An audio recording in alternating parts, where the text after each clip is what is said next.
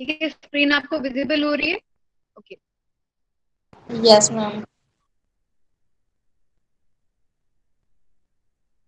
ठीक है, this we have done in capacity of the principal debtor. हम कर चुके हैं कि अगर प्रिंसिपल डेटर है, वो इनकेपेसिटी है उसकी, वो किसी कारणवश मतलब वो कॉन्ट्रैक्ट में मतलब वो नहीं कर सकता, पे नहीं करेगा। से कि अगर प्रिंसिपल डेटर माइनर है, ठीक है, तो वो एग्रीमेंट ही वो क्या हो गया, वॉइड एग्रीमेंट हो गया। तो इस तरह से प्रिंसिपल डेटर तो एक तरह से रिलीज हो गया। ठीक है, बट उसके केस में क्या होगा, श्योरिटी जो है वो एज ए प्रिंसिपल डेटर की जगह लेगा और श्योरिटी उसके बिहाफ पे पेमेंट करेगा। ठीक है, श्योरिटी पर्सनली लायबल हो जाएगा पे करने की।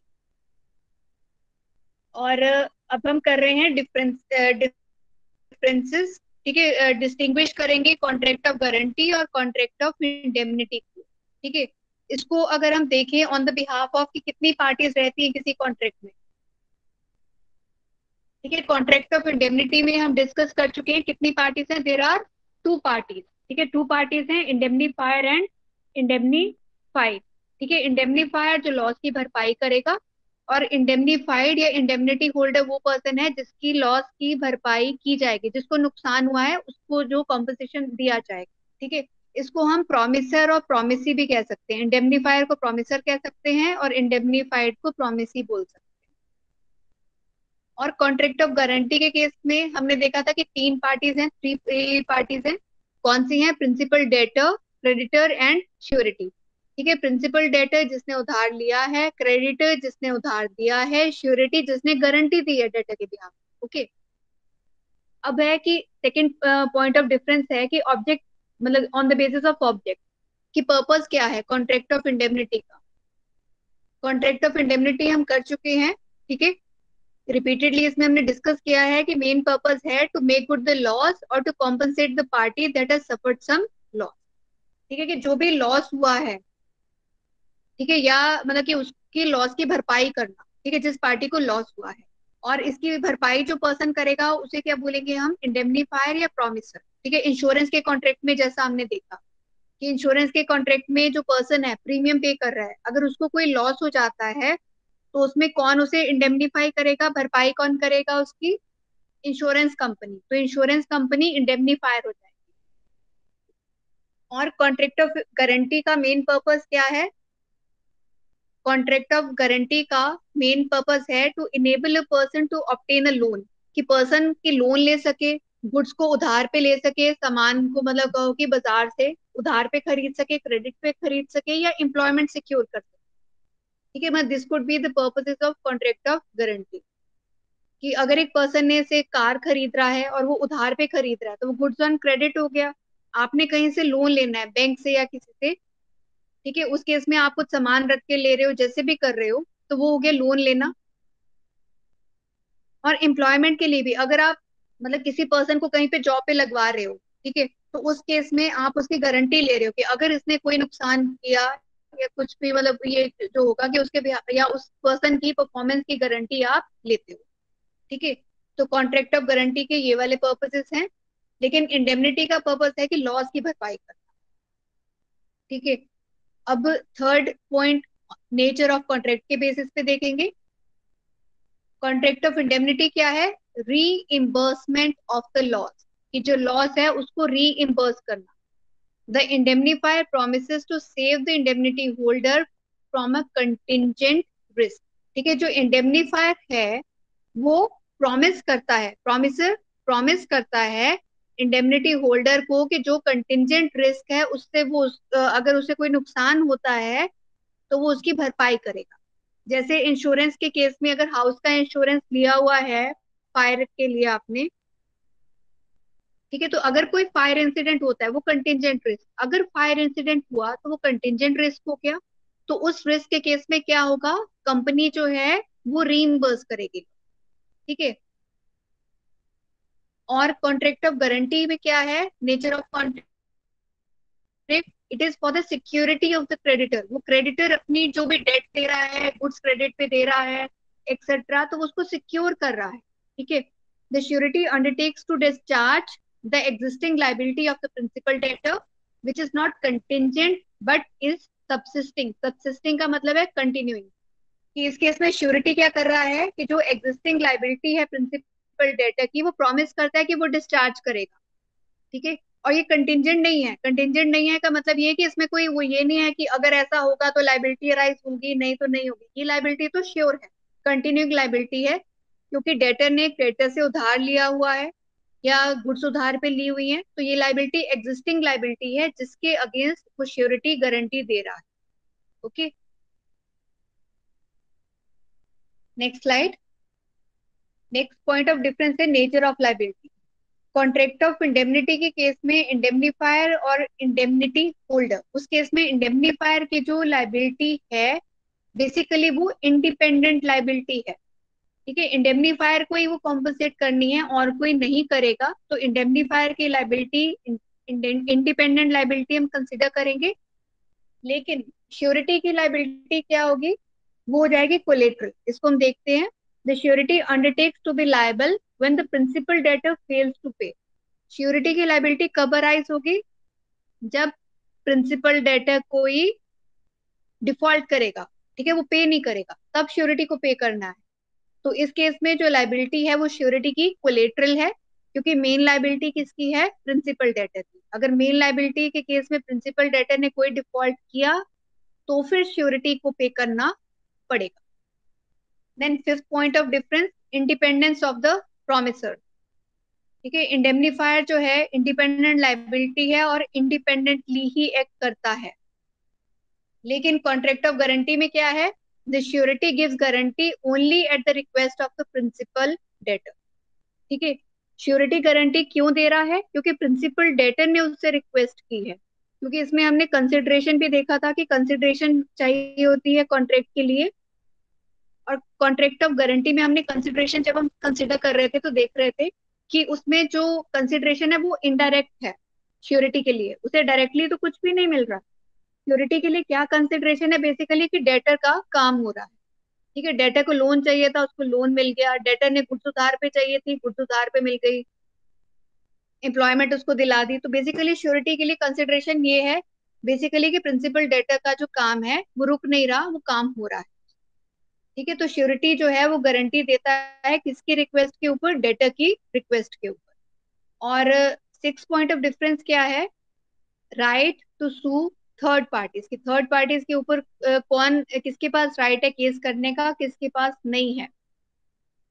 इंडेमनीफायर के पास राइट नहीं है। ठीक है, in case of contract of indemnity the indemnifier can't sue third parties in his own name unless there be an assignment in indemnifier's favor। ठीक है, इंडेमनीफायर जो है वो नहीं कर सकता है अपने नेम में स्यू। ठीक है, थर्ड पार्टीज के ऊपर नहीं कर सकता है। He may sue in the name of indemnified, वो इंडेमनीफाइड के ही नाम से स्यू कर सकता है। ठीक है, थर्ड पार्टीज को डायरेक्टली नहीं कर सकता। लेकिन इसमें प्रिंसिपल डेटर वाले में क्या है, if the principal debtor fails to pay, principal debtor ने पे नहीं किया, the surety after he has discharge the debt can proceed against the principal debtor in his own right.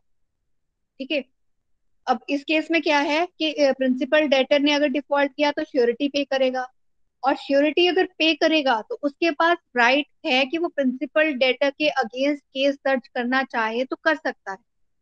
ठीक है, पे तो उसने क्रेडिटर को किया है, बट डिफॉल्ट हुआ है डेटर का, so he has got the right to sue the debtor. Okay, yes ma'am.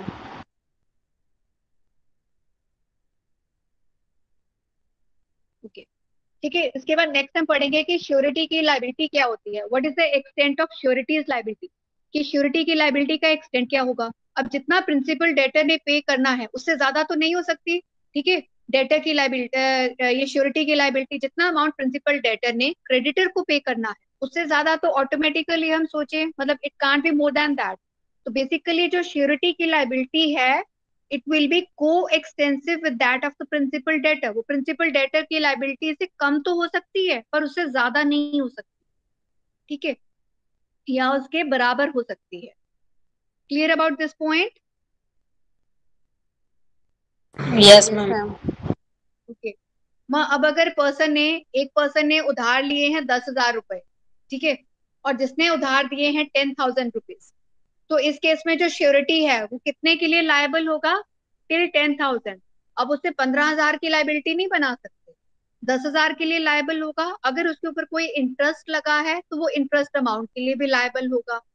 ठीक है, बट ये नहीं है कि हम उसकी लाइबिलिटी बढ़ा नहीं सकते हैं। श्योरिटी की लाइबिलिटी जितनी डेटर की है उसके इक्वल होगी या उससे कम हो सकती है। इनकेस श्योरिटी ने प्रॉमिस किया है कि वो पूरी लाइबिलिटी नहीं बियर कर सकता, से हाफ ऑफ लाइबिलिटी बियर करेगा, तो वो हाफ के लिए लायबल रहेगा, not for the full amount.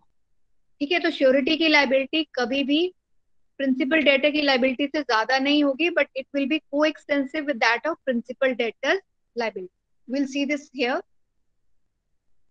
ठीक है, the liability of the surety is coextensive with that of the principal debtor unless it is otherwise provided by the contract under section 128। ठीक है, तो surety की liability किसके बराबर है? को एक्सटेंसिव मीन्स इक्वल इधर। ठीक है, कि प्रिंसिपल डेटर के लाइबिलिटी के बराबर होएगी, अनलेस कि अदरवाइज उसने कुछ कॉन्ट्रैक्ट में प्रॉमिस किया है, डिसाइड किया है। सी उसने कहा कि वो हाफ ऑफ लाइबिलिटी बियर करेगा, तो वो हाफ के लिए लाइबल होगा। ठीक है, however, if at the time of giving the guarantee the surety has undertaken to be liable for a fixed sum, the surety shall be liable to the extent of the specified sum only। ठीक है, अगर guarantee देते हुए surety ने ये undertake किया है, promise किया है कि वो एक फिक्स सम के लिए लायबल रहेगा। देखिए, अगर 10,000 की लाइबिलिटी है तो उसने कहा कि I will be liable only till 5,000। ठीक है, कि मैं 5,000 तक ही फिक्स कर दिया, बस 5,000 की लाइबिलिटी रहेगी, तो उस केस में वो फिक्स सम के लिए ही लायबल रहेगा। आगे अभी हम काइंड्स ऑफ गारंटी देखेंगे, तो उसमें ये एक तरह से अब स्पेसिफाइड गारंटी होगी। ठीक है, कि वो स्पेसिफाइड सम के लिए लायबल है। इसमें एग्जाम्पल दिया हुआ है, A guarantees to B the payment of bill of exchange by C. ठीक है, ए गारंटी दे रहा है बी को कि बिल ऑफ एक्सचेंज जो है वो सी पे करेगा। ठीक है, तो ए गारंटर हो गया, ठीक है, और सी इसमें डेटर हो गया, और बी हो गया creditor. The bill is dishonoured by C, C ने पेमेंट नहीं की, ठीक है, बिल डिसऑनर हो गया, तो इसलिए गारंटर को ए को पे करना पड़ा। A is liable not only for the amount of the bill but also for any interest and charges which may have become due on it.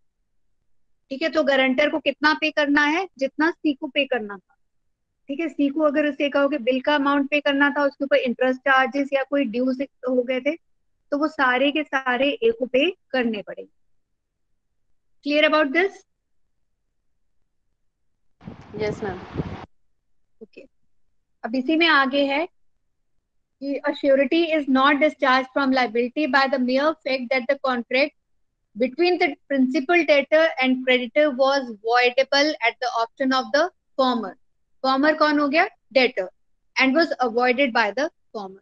इसमें है कि श्योरिटी इसमें डिस्चार्ज नहीं हो रहा है अपनी लाइबिलिटी से बाय द मियर फैक्ट। कौन सा फैक्ट है? कि प्रिंसिपल डेटर और क्रेडिटर के बीच का अगर कॉन्ट्रैक्ट वॉइडेबल हो रहा है, किसके ऑप्शन पे? डेटर के ऑप्शन के ऊपर। तो उस केस में श्योरिटी कॉन्ट्रैक्ट को अवॉइड नहीं कर सकता। डेटर ने तो अवॉइड कर लिया, but surety will be liable to the creditor, वो लायबल रहेगा ही रहेगा।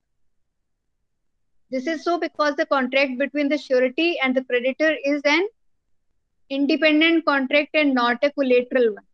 क्योंकि एक कॉन्ट्रैक्ट तो कहो प्रिंसिपल डेटर और क्रेडिटर के बीच में हुआ है, ठीक है, और एक कॉन्ट्रैक्ट हुआ है श्योरिटी और क्रेडिटर के बीच।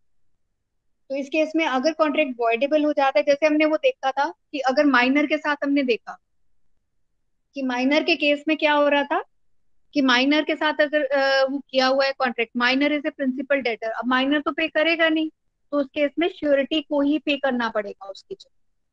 Fine, yes ma'am. ठीक है, ये इधर एग्जाम्पल इसमें वही वाला दिया हुआ है, where the principal debtor is a minor. तो उसके इसमें एग्रीमेंट प्रिंसिपल डेटर और क्रेडिटर के बीच का तो वॉइड हो जाएगा, वॉइड एग्रीमेंट हो जाएगा।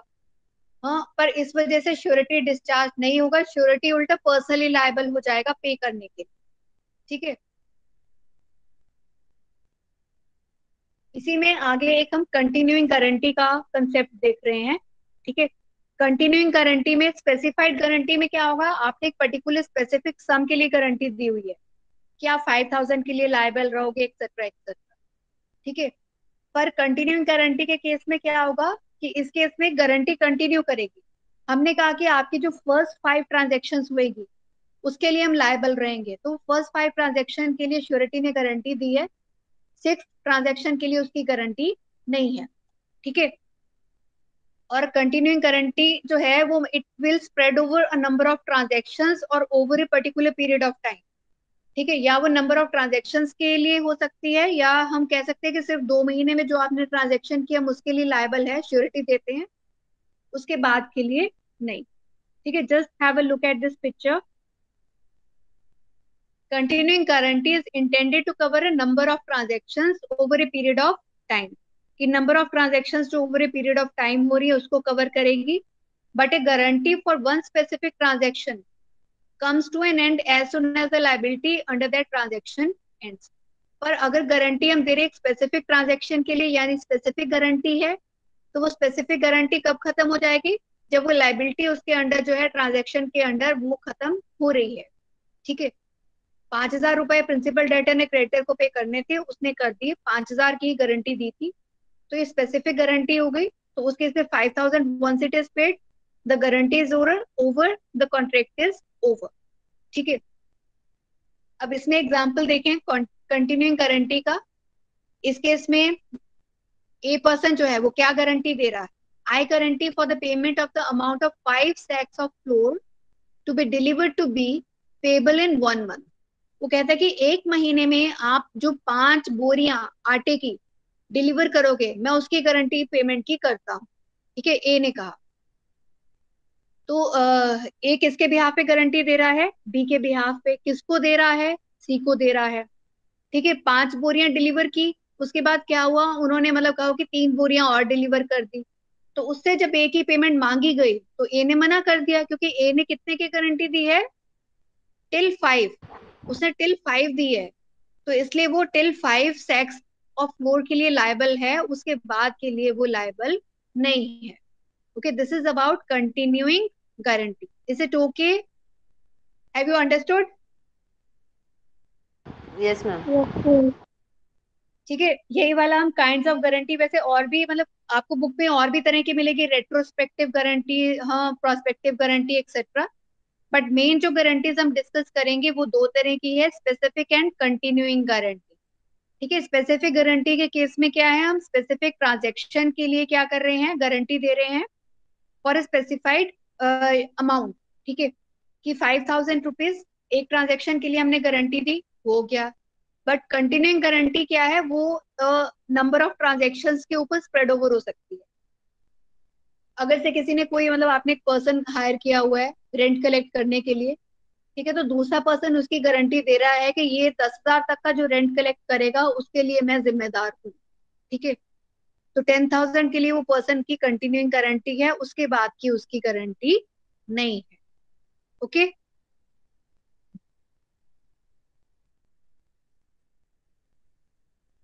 ठीक है। Specific guarantee, when a guarantee is given for a single debt और ए स्पेसिफिक ट्रांजेक्शन ओनली, तो उसे स्पेसिफिक गारंटी कहते हैं। Is it okay? और ये बाकी यस मैम। कॉन्ट्रैक्ट्स के ऊपर एक्सटेंड नहीं करेगी। ठीक है, ऐसी कंटिन्यूइंग गारंटी वो क्या हो जाएगी? It will spread over, you can से अ सीरीज ऑफ ट्रांजेक्शंस, उसको हम कंटिन्यूइंग गारंटी कहेंगे। और इस गारंटी में क्या होगा? Surety undertakes responsibility for a series of separable and distinct transactions over a period of time. Okay, इसमें एग्जांपल दिया हुआ है कि ए है एक person, in consideration that B will employ C. ठीक है, क्या कंसिडरेशन है? कि वो सी को रखेगा।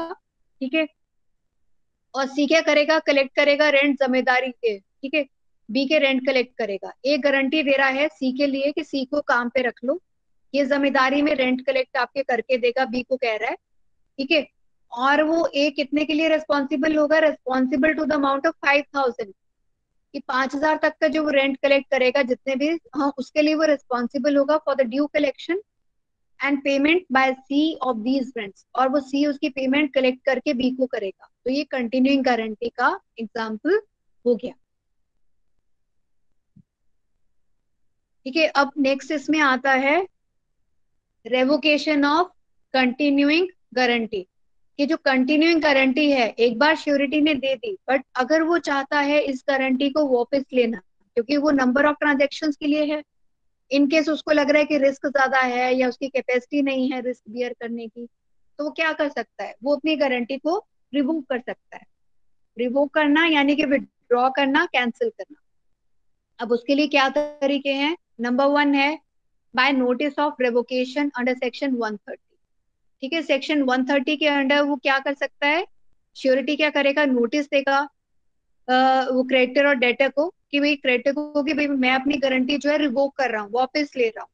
ठीक है, जब वो नोटिस दे देगा तो उसके बाद से क्या होगा, जो भी कॉन्ट्रैक्ट होंगे उसमें वो गारंटर नहीं माना जाएगा surety. Okay, so this is the first method. Second method क्या है, बाय डेथ ऑफ श्योरिटी। अगर श्योरिटी गुजर जाता है तो उसकी डेथ से पहले पहले जो भी ट्रांजेक्शन हुई हैं उसके लिए तो वो लायबल रहेगा, बट आफ्टर इज डेथ जो भी ट्रांजेक्शन होंगी उसके लिए वो श्योरिटी लायबल नहीं माना जाएगा। ठीक है, और थर्ड पॉइंट इसके अंदर क्या है, in the same manner as the surety is discharge, कि कैसे रिवोक होएगा, श्योरिटी कैसे डिस्चार्ज हो जाएगा। ठीक है, इसमें वो मेथड्स हैं कि नोवेशन के थ्रू हमने कॉन्ट्रैक्ट की टर्म्स को ऑल्टर कर दिया, क्रेडिटर और डेटर ने मिलकर कर दिया, श्योरिटी को पूछा भी नहीं, तब भी श्योरिटी क्या होगा, डिस्चार्ज हो जाएगा। ये हम आगे स्लाइड पे कर दीज पॉइंट। ठीक है, तो revocation of continuing guarantee, three methods are there, by notice, by death of surety and in the same manner as the surety is discharged. ठीक है, कंटिन्यूइंग गारंटी का हम कर रहे हैं। ठीक है, इसमें कंटिन्यूइंग गारंटी में कौन से मेथड्स हैं जहां श्योरिटी डिस्चार्ज हो रहा है? नोवेशन, जहां पे एक नया कॉन्ट्रैक्ट बन गया पुराने की जगह और उस नए कॉन्ट्रैक्ट में वो श्योरिटी डिस्चार्ज हो गया, ठीक है, तो उस केस में वो डिस्चार्ज हो जाएगा। Variance in terms of contract, section 133। Variance मतलब बदलाव करना, चेंज करना, ऑल्टर करना। ठीक है, टर्म्स ऑफ कॉन्ट्रैक्ट की जो टर्म्स कंडीशंस है उसमें चेंजेस कर दिए, किसने, क्रेडिटर और डेटर ने आपस में मिलकर, उन्होंने बिल्कुल भी वो कंसेंट श्योरिटी की ली नहीं, तो उस केस में श्योरिटी डिस्चार्ज हो जाएगा। देन रिलीज और discharge of principal debtor, section 134। ठीक है, जहां पे प्रिंसिपल डेटर ही डिस्चार्ज हो रहा है या रिलीज हो रहा है। ठीक है, किसके द्वारा? क्रेडिटर के द्वारा। क्रेडिटर ने प्रिंसिपल डेटर को अगर रिलीज कर दिया, डिस्चार्ज कर दिया, तो श्योरिटी भी ऑटोमेटिकली डिस्चार्ज हो जाएगा। पर कहाँ पे डिस्चार्ज नहीं होएगा? जहां पे क्या था, वॉइडेबल कॉन्ट्रैक्ट था या फिर वॉइड एग्रीमेंट थे। जैसे कि मतलब प्रिंसिपल डेटर ने रिलीज कर दिया, प्रिंसिपल डेटर को रिलीज कर दिया क्रेडिटर ने, क्योंकि डेटर माइनर था, तो उस केस में श्योरिटी लायबल रहेगा ही रहेगा। बट अदरवाइज इसके अलावा अगर वो कहो कि क्रेडिटर जहाँ पे प्रिंसिपल डेटर को रिलीज कर देता है कि तुम्हें पे करने की जरूरत नहीं, तो वहां श्योरिटी को भी पे करने की जरूरत नहीं है। Arrangement with the principal debtor, section 135। ठीक है, अगर कहो कि वो क्रेडिटर ने कोई अरेंजमेंट प्रिंसिपल डेटर के साथ कर लिया है, ठीक है, डिसाइड कर लिया है हाँ कि भाई प्रिंसिपल डेटर को अभी नहीं पे करने की जरूरत, या उसको टाइम की एक्सटेंशन उसने दे दी, और जो भी उसने एक्सटेंशन दिया है वो श्योरिटी की नॉलेज के विदाउट है, ठीक है, then in that case surety जो है वो डिस्चार्ज हो जाएगा। क्रेडिटर्स एक्ट और omission impairing surety's eventual remedy, कि क्रेडिटर ने कोई गलती कर दी, ठीक है, उससे क्या हो रहा है, जो भी श्योरिटी के पास रेमेडीज थी वो सारी रेमेडी वो चले गई। से कि वो जो डेटर है उसने कुछ सामान गिरवी रखा हुआ है क्रेडिटर के पास, ठीक है, गारंटर तो है ही है, श्योरिटी तो है ही है, बट उसने कुछ सामान भी गिरवी रखा हुआ है सिक्योर, मतलब एज ए सिक्योरिटी।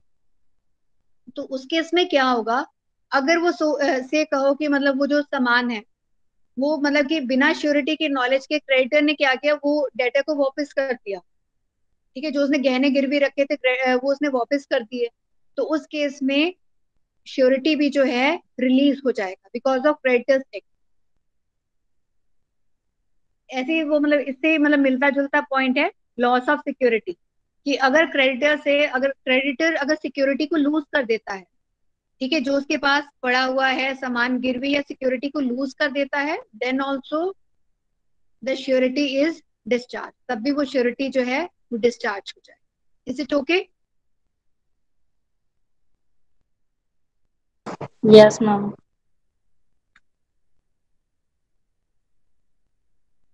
नेक्स्ट इसके अंदर है राइट्स ऑफ श्योरिटी की श्योरिटी के पास क्या राइट्स हैं। श्योरिटी के पास तीन तरह के राइट्स हैं। एक तो प्रिंसिपल डेटर के अगेंस्ट, ठीक है, जिसके बिहाफ पे भी गारंटी दे रहा है। साहिल माइक ऑफ करो। ठीक है। देन उसके बाद क्रेडिटर, ठीक है, जिसको वो गारंटी दे रहा है उसके अगेंस्ट। तीसरा राइट श्योरिटी का है अपने को श्योरिटीज के अगेंस्ट।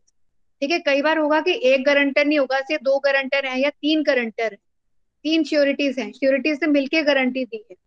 ठीक है, तो उस केस में जिस श्योरिटी ने पेमेंट की है, ठीक है, इन केस ऑफ डिफॉल्ट, तो उस श्योरिटी के बाकी को श्योरिटीज के अगेंस्ट क्या राइट है ये हम डिस्कस करें। इसमें प्रिंसिपल डेटा के अगेंस्ट क्या राइट है, दो राइट्स हैं। ठीक है, two rights are there. First right is right of subrogation under section 140। Subrogation का मतलब है यू कैन से रिप्लेसमेंट और सब्स्टिट्यूशन। सब्स्टिट्यूशन कह सकते हैं, रिप्लेसमेंट कह सकते हैं। ठीक है, राइट ऑफ सब्रोगेशन कब अराइज होगा, जबकि क्रेडिटर जो है, मतलब कि इसमें जब श्योरिटी ने पेमेंट कर दी, ठीक है, श्योरिटी ने पेमेंट कर दी, तो श्योरिटी क्या होगा, प्रिंसिपल वो क्रेडिटर के शूज में स्टेप इन करेगा।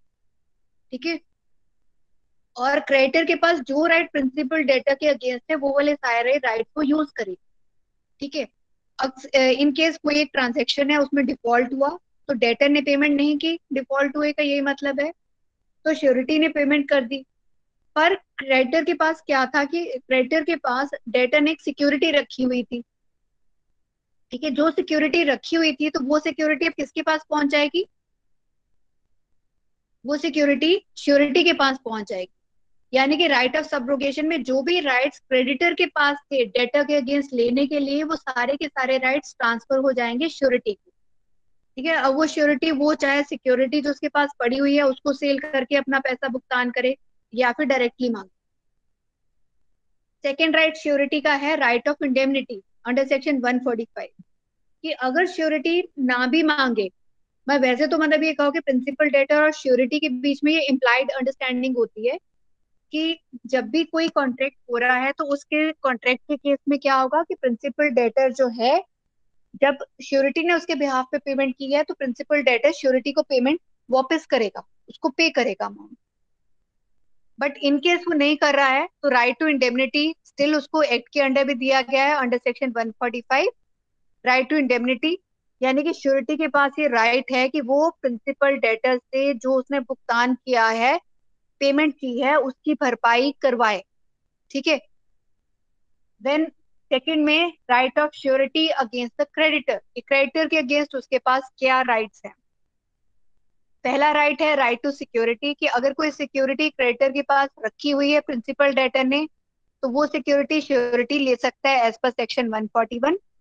एंड सेकंड है राइट टू सेट ऑफ, कि अगर प्रिंसिपल डेटर ने जो पेमेंट करनी थी उसमें कुछ पेमेंट, सेट ऑफ का मतलब है कि सेटलमेंट्स कर रहे हैं, कुछ और ट्रांजेक्शन थी उसका करके जो नेट पेमेंट बच रही है। ठीक है, तो राइट टू सेट ऑफ का राइट है, this right is there with surety against the creditor. Then third is right against the cosureties, की को श्योरिटीज के अगेंस्ट क्या राइट है, को श्योरिटीज के अगेंस्ट क्या राइट है श्योरिटी के पास, we sureties become liable to contribute equally. ठीक है, कि अगर तो श्योरिटीज ने आपस में कुछ भी डिसाइड नहीं किया हुआ, तो उस केस में जो सारे के सारे श्योरिटीज हैं वो इक्वली लायबल हैं पे करने के लिए। Is it okay? अब सपोज करो कि एक 3,000 रुपए की डेट है, 3,000 की डेट है। ठीक है, और दो लोगों ने मिलकर अगर गारंटी दी हुई है, ठीक है, दो लोगों ने मिलकर गारंटी दी थी, तो डेटर ने पेमेंट नहीं की, श्योरिटीज में से ए और बी ने गारंटी दी थी, ए ने पेमेंट कर दी 3,000 की, तो उस केस में उसके पास राइट है कि जो 1,500 रुपए हैं इक्वली उन्हें शेयर करना है, अगर कुछ भी डिसाइड नहीं हुआ तो 1,500 रुपीज वो दूसरे को श्योरिटी से डिमांड कर सकता है। Is it fine? Yes ma'am. Okay, ठीक है, ये तो हो गया इक्वली वाली कॉन्ट्रीब्यूशन। अब सेकंड पॉइंट है इसमें subject to maximum amounts guaranteed by each one. इसके अंदर है कि जो को श्योरिटी है उन्होंने ना मतलब ये नहीं डिसाइड कर रहे कि हम इक्वली पे करेंगे या ऐसे करेंगे, उन्होंने एक मैक्सिमम लिमिट डिसाइड की है। ठीक है, कि मैं 3,000 तक की पे करूंगा, मैं 5,000 तक की पे करूंगा, मैं 10,000 तक की पे करूंगा। ठीक है, ऐसे अगर उन्होंने डिसाइड कर लिया है कोई अमाउंट, तो वो अमाउंट उसी हिसाब से पेमेंट की जाएगी। ठीक है, अब अगर से जैसे वो 3,000 से एक सम लेते हैं हम, 3,000 रुपीज है, और ए बी और सी ने गारंटी दी हुई है। ठीक है, ए बी और सी ने गारंटी दी हुई है। ए ने गारंटी दी हुई है कि वो कितना पे करेगा, 1,000 तक पे करेगा। बी ने गारंटी दी है कि वो 5,000 तक पे करेगा। सी ने गारंटी दी है कि वो 10,000 तक पे करेगा। ठीक है, is it okay? Yes ma'am. ठीक है, तो अब इसके अंदर क्या होगा कि जो अब अगर 3,000 रुपए ही ड्यू है, तो फिर उस केस में क्या होगा, ए ने 1,000 तक गारंटी दी है, बी ने 5,000 तक दी है, सी ने 10,000 तक दी है। तो बेसिकली ए ने जो 1,000 तक दिया, ये अमाउंट तीनों में इक्वली शेयर हो जाएगा, 1,000 1,000 1,000, क्योंकि वो तीनों की मैक्सिमम लिमिट को सेटिस्फाई कर रहा है। ठीक है, ए ने 1,000 तक पेमेंट करनी थी, वो 1,000 तक करेगा। बी 5,000 तक कर सकता था, वो भी 1,000 करेगा। और सी 10,000 तक कर सकता था, वो क्या करेगा, वो भी 1,000 रुपीज ही पे करेगा। ठीक है, इसी का आगे एक आध और एग्जाम्पल हम देखते हैं। So right against the principal debtor, ये सब हम डिस्कस कर चुके हैं। राइट ऑफ सब्रोगेशन का मतलब है substitution. After discharging the debt, the surety steps into the shoes of the creditor. यानी कि क्रेडिटर के पास जो भी राइट्स अवेलेबल है अगेंस्ट द डेटर, वो वाले राइट्स किसको ट्रांसफर हो जाएंगे, श्योरिटी को। ठीक है, और राइट ऑफ इंडेमनिटी भी हम कर चुके हैं कि इम्प्लाइड प्रॉमिस है प्रिंसिपल डेटर का कि वो श्योरिटी को पेमेंट करेगा अगर डेटर उसके बिहाफ पे पेमेंट करता है। ठीक है, so this right is there with the surety. Against creditor भी हम कर चुके हैं। राइट टू सिक्योरिटी वाला भी हम कर चुके हैं।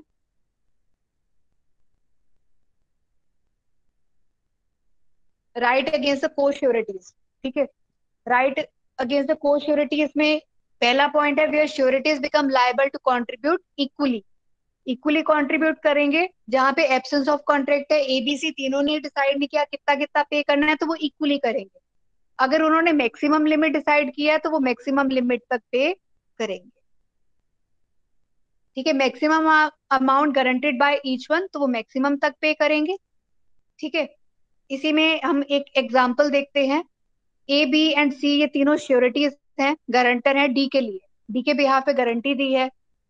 ठीक है, और इसमें क्या डिसाइड हुआ है, each in different penalty, namely A in the, A कह रहा है कि मैं 10,000 तक की गारंटी देता हूँ, बी कहता है मैं 20,000 तक की गारंटी, और सी कहता है 40,000 तक की गारंटी। ठीक है, तो डी ने डिफॉल्ट किया, डी ने पेमेंट नहीं की। और कितने तक की पेमेंट थी डिफॉल्ट, उसने 40,000 तक का डिफॉल्ट कर दिया। अब 40,000 का उसने जब डिफॉल्ट कर दिया, तो अब वो ए बी सी कितना अमाउंट पे करेंगे। ए ने कितने की गारंटी दी है, 10,000, तो ए पे करेगा 10,000।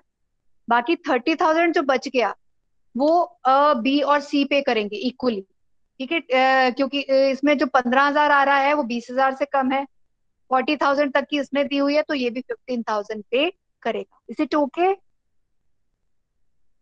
Yes ma'am. Yes ma'am. Okay, ठीक है। अब लास्ट इसके अंदर आ रहा है डिस्चार्ज ऑफ श्योरिटी। कुछ पॉइंट्स हमने इसमें कर भी लिए हैं, राइट्स ऑफ श्योरिटी में भी कर लिए हैं हमने। ठीक है, कहाँ पे उसको राइट्स मिल रहे हैं वहां भी कुछ कवर हो गए हैं। A surety's liability comes to an end under any of the following circumstances। कहाँ श्योरिटी की लाइबिलिटी खत्म हो रही है, जब वो नोटिस दे रहा है। कंटिन्यूइंग गारंटी में क्या था, जहां पे वो कंटिन्यूइंग गारंटी के लिए नोटिस दे रहा है, वहां पे श्योरिटी की लाइबिलिटी जो है वो मतलब खत्म हो जाएगी, डिस्चार्ज हो जाएगी। डेथ से भी हो जाएगी। ठीक है, नया कॉन्ट्रैक्ट बना दिया नोवेशन, तब भी डिस्चार्ज हो जाएगा श्योरिटी।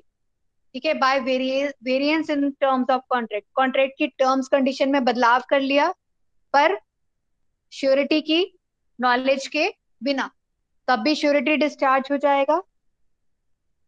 बाय रिलीज और डिस्चार्ज ऑफ प्रिंसिपल डेटर, जहां प्रिंसिपल डेटर को क्रेडिटर ने डिस्चार्ज कर दिया है, वहां पे भी श्योरिटी डिस्चार्ज हो जाएगा। पर कहाँ नहीं होएगा, जहां वॉइड एग्रीमेंट है। ठीक है, जैसे माइनर वाला केस हमने किया। Then by arrangement between principal debtor and creditor, की जहां पे प्रिंसिपल डेटर और क्रेडिटर मिलके कोई अरेंजमेंट अपना आपस में डिसाइड कर लेते हैं। ठीक है, तो उसमें भी वो श्योरिटी डिस्चार्ज हो जाएगा। बाय इम्पेयरिंग श्योरिटीज रेमेडी, जो श्योरिटी के पास रेमेडी है, अगर उसमें कोई क्रेडिटर कोई मतलब गलती से कुछ भी कोई गड़बड़ कर देता है, ठीक है, तो उस केस में क्या होगा, श्योरिटी डिस्चार्ज हो जाएगा। ठीक है, बाय लॉस ऑफ सिक्योरिटी, कि जो भी क्रेडिटर के पास सिक्योरिटी थी, अगर वो सिक्योरिटी उससे गुम हो जाती है, ठीक है, तब भी श्योरिटी डिस्चार्ज हो जाएगा। Then by invalidation of the contract, जो कॉन्ट्रैक्ट बना हुआ है, ठीक है, बिटवीन श्योरिटी एंड क्रेडिटर, अगर वो कॉन्ट्रैक्ट इनवैलिडेट हो जाता है, वैलिड नहीं रहता है, तब भी श्योरिटी डिस्चार्ज हो जाएगा from his liability. Is it okay?